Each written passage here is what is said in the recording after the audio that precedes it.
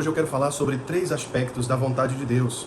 Eu não vou falar sobre os 3 atributos ou qualidades da vontade de Deus, como diz lá em Romanos, que ela é boa, perfeita e agradável. Mas eu quero falar sobre os 3 aspectos: a vontade absoluta, a vontade permissiva e a vontade preventiva de Deus. E eu quero citar aqui um versículo da palavra de Deus para falar sobre o primeiro aspecto, que se encontra lá em Isaías 43, versículo 13.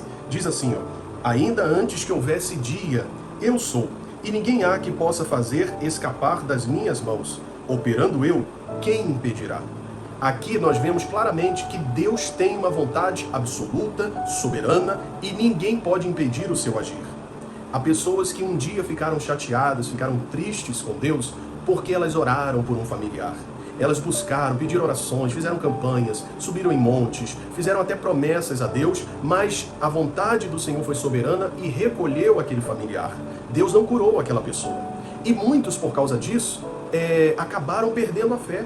Muitos viraram as costas para Deus. Muitos estão revoltados com Deus até hoje. Nunca mais a fé dessas pessoas foi a mesma, porque elas não entenderam que a vontade de Deus é soberana. Ele não é homem, ele é um Deus. Ninguém pode forçá-lo a fazer nada. Ele entende o que está lá na frente, porque os caminhos de Deus são mais altos e os pensamentos dele são maiores. Jesus, no Getsêmani, orou 3 vezes e ele disse: Pai, passe de mim este cálice, contudo que não seja feita a minha vontade, mas sim a tua vontade. Moisés também orou pedindo para Deus que o permitisse entrar na terra prometida, mas o Senhor virou para Moisés e disse: não toque mais neste assunto. Paulo também orou e ele pediu ao Senhor para retirar aquele espinho na carne. O Senhor também não retirou e disse para ele: a minha graça te basta. Ou seja, nesses 3 casos, nós vemos que a vontade de Deus foi soberana. Eles até oraram. Moisés pediu a Deus para entrar. Jesus pediu para que ele não tomasse aquele cálice, ou seja, para que ele não passasse por aquela situação. Mas em todas essas situações, esses homens entenderam que a vontade de Deus era soberana. Eles se sujeitaram à vontade de Deus. Mesmo que você não entenda, aceite a vontade de Deus. Ela é sempre o melhor para você, ela é sempre o melhor para mim. Jesus tinha um propósito para cumprir. Moisés já havia feito a parte dele e Paulo precisava daquele espinho na carne. E o Senhor disse para ele: a minha graça te basta. Bom, assim também será conosco. Nem sempre Deus vai fazer o que nós queremos. Por quê? Porque Ele sabe que se a nossa vontade se realizar, provavelmente nós iremos nos prejudicar. Então Ele prefere cumprir a vontade dEle, a vontade soberana do Senhor. Agindo Ele, ninguém impede, ninguém pode evitar. Quando Deus quer curar, não há doença que impeça a cura, não há inferno que impeça o agir de Deus. Mas se Ele não quiser agir, se não estiver dentro do propósito dEle, não adianta, Ele não vai atender.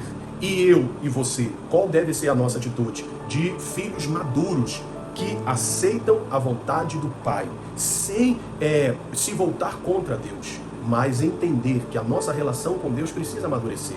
E Ele não vai se sujeitar a mim. Ele não vai fazer o que eu quero, no tempo que eu quero, do jeito que eu quero. Há muitas pessoas que hoje se consideram ateus. Por quê? Por que essas pessoas abandonaram a fé? Porque Deus não é do jeito que elas querem. Deus não faz o que elas querem. Deus não se manifesta como elas querem ou como elas esperam. Ou ateias, porque elas não querem aceitar que a vontade de Deus é absoluta e é soberana. Bom, a sua soberana vontade não pode ser alterada, não adianta. Jesus não conseguiu alterar a vontade de Deus para ele. Moisés também não. E Paulo também não. Foram 3 homens que marcaram a história. O nosso Senhor Jesus, então, foi o nosso Salvador. Mas ele pediu, lá no Getsêmani: Pai, passe de mim este cálice. Contudo, que não seja feita a minha vontade, mas sim a tua absoluta, soberana vontade. E ele foi para a cruz e cumpriu o preço, pagou o preço pelos nossos pecados. E pelo sacrifício dele, hoje nós podemos alcançar a salvação. Bom, eu não oro para que Deus faça a minha vontade, mas oro para que eu me adeque à vontade dele. Quem disse isso? C.S. Lewis, um pensador cristão.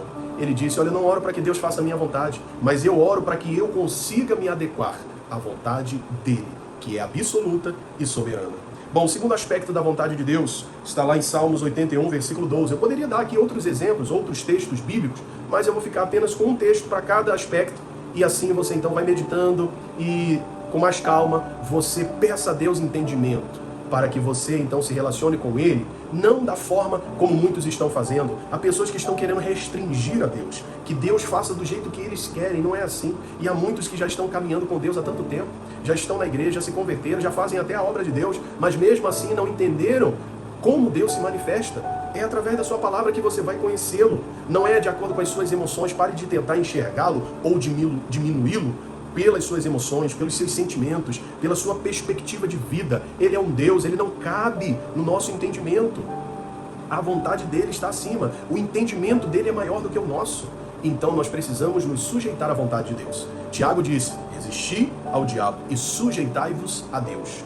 É isso que nós temos que fazer. Salmos 81, versículo 12 diz: pelo que eu os entreguei aos desejos do seu coração e andaram segundo os seus próprios conselhos. Isso é o pior cenário. É quando o povo de Deus lá naquele deserto, e ao longo da história, quis fazer algo que Deus não queria e o Senhor acabou permitindo. Ou seja, vocês querem se entregar à idolatria? Vocês querem me abandonar? Vocês querem se entregar ao pecado? Vocês querem agir através do orgulho de vocês? Então façam. Então, que vocês escolham os resultados das suas ações, dos seus pecados, da sua idolatria, do seu afastamento. Aqui é quando Deus não quer, mas Ele permite. É como aquele pai ou aquela mãe que não quer que o filho vá a um determinado lugar, ou que o filho faça algo, ou que o filho compre algo, mas o filho insiste muito, até que o pai ou a mãe diz assim: ah, tá bom, menino, então vai, então compre, então resolva logo. Ou seja, o pai não queria, mas é a vontade permissiva dele. E por que muitas vezes Deus permite situações, catástrofes, desastres? Por que situações difíceis acontecem muitas vezes? Porque Deus quer que o homem desperte. Se essas situações não acontecerem, se o homem não colher aquilo que ele plantou, ele vai continuar no erro. Então Deus às vezes tem que deixar que o homem quebre a cara. Não é a vontade de Deus, mas Ele vai permitir. Entenda uma coisa, guarde essa frase no seu coração. Não confunda a vontade de Deus com a vontade, não confunda a vontade absoluta de Deus com a vontade permissiva. Por quê? Porque nem tudo que acontece é da vontade de Deus, mas nada acontece sem a sua permissão. Então nem tudo Deus quer que aconteça, mas Ele permite. Por quê? Porque não somos marionetes nas mãos de Deus. Ele nos dá o direito de escolher. Se eu quiser o caminho da vida, eu escolho esse caminho e vou seguir. Agora, se eu quiser também o caminho da morte, eu vou escolher esse caminho e vou seguir. Deus não vai intervir, Ele vai tentar me ajudar e me trazer para o caminho certo, mas Ele respeita as minhas escolhas. Ele muitas vezes permite que situações aconteçam para ver se a gente desperta, para ver se a ficha cai. Eu lembro do caso do filho pródigo. A Bíblia fala que ele pediu a herança ao pai. Ele quis antecipar as coisas. E o pai sabia que ele iria quebrar a cara. Me desculpe essa expressão, mas o pai sabia que aquele filho iria se prejudicar. Mas o pai deixou. Por quê? O pai não queria perdê-lo. O pai não quer te perder, mas ele não vai te prender. O pai ele não quer perder você, mas ele não vai prender você. Se tiver que permitir que você sofra as consequências da sua desobediência, dos seus pecados, do seu orgulho, da sua soberba, ele vai permitir. Para que assim você então de alguma forma desperte, você acorde. Foi o que aconteceu com o filho pródigo. Ele gastou todo o dinheiro, ele caiu na lama do pecado, ele depois caiu em si e voltou. O pai permitiu e o filho caiu na real. Ele viu que na casa do pai era muito melhor do que viver dissolutamente. É assim que acontece e espero que se você hoje está vivendo a vontade permissiva de Deus, desperte. Entenda que Deus quer te ensinar algo.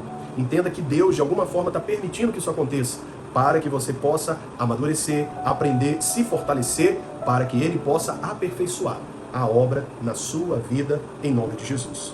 Bom, esse aspecto da vontade permissiva de Deus refere-se ao poder de Deus que permite, como e quando Ele quiser, um evento positivo ou negativo. Ele permite que enfrentemos adversidades para nos ensinar alguma lição. De alguma forma você vai aprender. Com a dor, você vai aprender de alguma forma. Deus está permitindo esse deserto, o afastamento de pessoas, está permitindo que algo aconteça, porque de alguma forma Ele quer o seu bem. Como diz a palavra, tudo coopera para o bem daqueles que amam a Deus, que foram chamados segundo o seu propósito.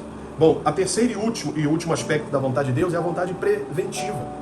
Pelo menos eu quero falar sobre esses três aspectos, essas três formas da vontade de Deus. Eu falei sobre a vontade absoluta, o que Deus quer Ele faz e ninguém pode impedir. Falei sobre a vontade permissiva, que é quando Ele não quer, mas Ele permite. E vou falar agora sobre a vontade preventiva de Deus.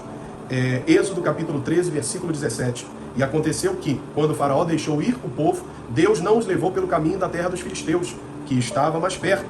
Era um caminho mais rápido, era um caminho mais perto. Mas Deus não os levou por ali. Por quê? O texto responde, porque Deus disse, para que, porventura, o povo não se arrependa, vendo a guerra, e torne ao Egito. Deus sabia que se eles se deparassem com uma guerra, eles iriam recuar. Então, para evitar isso, Deus então deu aquele livramento. Os levou por outro caminho. Quantas vezes situações acontecem na nossa vida e você acha que Deus está sendo mal, mas na verdade é um livramento. Deus está prevenindo você de algo. Deus está afastando pessoas. Deus não permitiu que aquela porta fosse aberta. Deus não deixou que você passasse naquele concurso, ou talvez naquela prova, ou que você entrasse naquela porta, ou que você recebesse aquela promoção, ou um aumento, ou que você fechasse aquele grande contrato e você ficou chateado, você pensou até em abandonar a igreja. Ei, cuidado! Existe esse aspecto da vontade de Deus, que é a vontade preventiva, que é quando Deus, ele prevê o perigo, ele enxerga, porque Deus tem a onividência, ele vê as coisas antes, ele tem a presciência, ele sabe das coisas antes, e ele é onipresente, está em todo lugar. Então ele preveniu o povo de uma situação que eles não estavam preparados. Há situações que Deus sabe que não estamos preparados para lidarmos com elas, então o Senhor vai nos conduzir por outro caminho. E o importante é saber que a nossa vida está nas mãos de Deus, e a vontade dele é sempre a melhor para cada um de nós. Bom, eu encerro com uma frase de A.W. Tozer, que diz assim, fora da vontade de Deus não há nada que eu quero. Que essa seja também a nossa oração. Fora da vontade de Deus não há nada que eu quero. E na vontade de Deus não há nada que eu temo. Quando eu estou no centro da vontade de Deus, eu não tenho medo de nada, porque eu sei que Ele é o meu garantidor. A minha vida está nas mãos dele, e Ele está cuidando de mim, e Ele está cuidando de você.